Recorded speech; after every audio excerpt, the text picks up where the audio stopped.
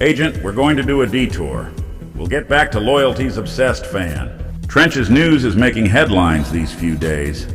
He testified in the trial of a guy named FBG Duck, who was murdered. But the first half of this trial turned into a colostomy bag, as he is wasting the court's time. And of course, Loyalty and Betrayal are there to debunk Trench's wild imagination. Loyalty also puts the director through homework, which means you have homework to complete. Your target again is Trench's news, and your mission is to bring him back to reality. Of course, we can't tell an adult what to do with his or her life, but at least to bring awareness to the table. Those gangs ain't going to ask nicely to stop lying after all. Dismissed, and if you see something, write something.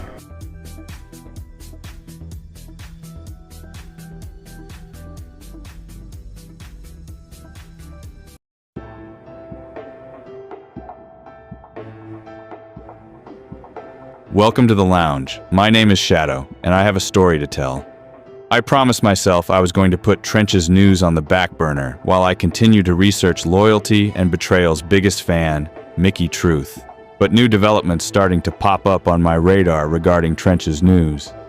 Lately, Trench's went to the Everett McKinley Dirksen United States Courthouse, a federal courthouse in Illinois. The trial is about the murder of FBG Duck. FBG stands for Flyboy Gang. But before we understand why Trench's is taking his chances, pissing off the people he's snitching on, we must go into the past.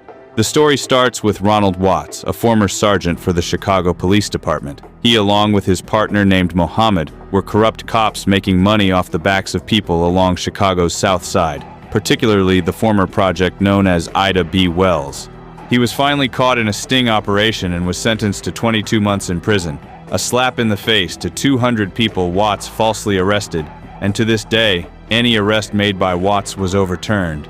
On the next page, we are going to take a look at Carlton Weekly, better known as FBG Duck. The events that led to his murder began when FBG Duck made a diss track about Dead O Block members. Rather than not letting words hurt them, they decided to get even. Someone spotted FBG Duck at Dolce & Gabbana. It was here when the gunman fired 38 shots. Of the 38 shots, 16 struck Duck, and his girlfriend was wounded in the crossfire. FBG Duck was later pronounced dead. You guys are probably wondering what these two got to do with the story. Well, recently a trial was set for the gunman responsible for the murder of FBG Duck. Trench's news took the stand. The once masked YouTuber decided to entertain the courtroom.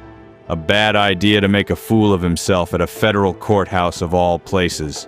His wild imagination is slowly coming back to haunt him as defense attorneys and prosecutors began to press him. Trench's, in his infinite imagination, tells the court that he was arrested by Watts, and after Trench's was released, he started working with the FBI.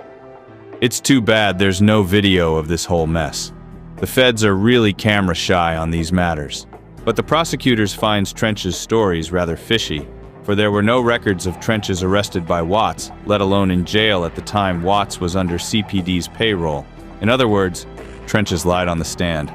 The lies! There you go! Trench's claims he doesn't remember the FBI paid him $25,000 for his cooperation, let alone working with them between the years of 2008 and 2011. Trench's excuse for his lack of memory was the fact he survived a gunshot wound to his head back in 2004. But in Trench's imagination, he was shot in the head twice.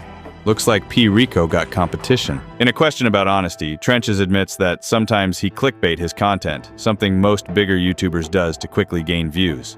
I hate clickbaiters. They're even more annoying on Facebook.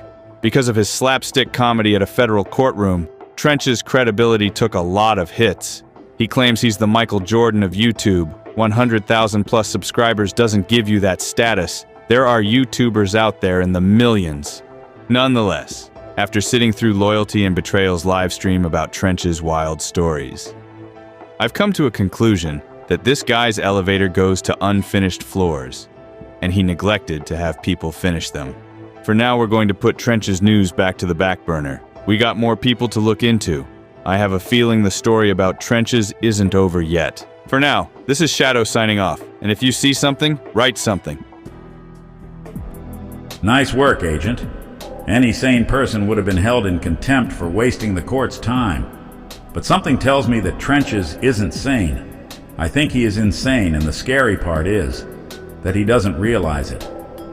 And those gangs he keeps telling tall tales about will not be understanding. Return to base, Agent. We gotta get back to dealing with Chloe's obsessed fan. Thank you for visiting Shadow Storyteller. If you like what you saw, click on the subscribe button and the bell for notification. Until next time. Come in, Agent. Have a seat. I got a lot to discuss with you about your new assignment. While Nick and his storytellers are doing field work, Special Operations has been on the back burner after our battle with MSD Wolf. Not that we don't mind getting paid to chill. Well, our paid leave of absence is over. The director has reactivated us. Foamer's going at it again? No. Something more challenging and fits our skills. While the director was looking into researching the drama from within BAMS's sector, he discovered one of her followers has a sector of her own. A new enemy? No. The storytellers have loyalty and betrayal, random news, and order of magnitude to follow. This content creator and her allies are strictly for us at Special Ops. Who is this lady? She looks like she means business. Her name is Unspoken Purpose. She has goofies in her sector that are extremely dangerous. Unspoken warned the director on what will happen if the storytellers so much to look in their direction. I see why the big man is concerned about this. But the director doesn't have a family to worry about. Why us? You know the director ain't down with pedophilia and doxing. Those two are doxing innocent YouTubers and harassing their loved ones who have nothing to do with that mess. When will we start? My pen's been itching to write something. Ready for the main course already? I haven't even given you the appetizers yet. I thought about sending you to one of these two by going through the front door, but the director warned me that's an automatic failure, and very dangerous. There's always a back door. Correct. Back doors, or in this case loading docks, aren't fully guarded. Unspoken, and her allies is the loading dock. So basically we're doing a story on Unspoken's enemies, but we're not doing a story about them directly. You're catching on. Like our last battle, we need enough intel before we deal with those two. Who are these two that you keep mentioning? Something tells me that these two got something going on in the department of Can't Take a Hint. Two YouTubers, Truth Hurts and Moneyboy Trey. And you're right, these two can't take a hint. And one of them has the insane fantasy of, well, having lunch with Unspoken. And I ain't talking about food. Wait, I know Truth Hurts. Ain't that the same person Bams be talking about sometimes? The very one. It's time we need to do a story about her, and the others. First you need to visit Unspoken and her allies before I send you to a firefight. As soon as the director gives me the go-ahead, I'll let you know. You're dismissed, Operative. Operative. Now that's a new title. It's to separate us from the storytellers. The mission behind Special Ops is to get our hands dirty. The storytellers will piss themselves if they even witness what we do. We serve in the interest of the director, and if the director wants something done quietly, we'll get it done.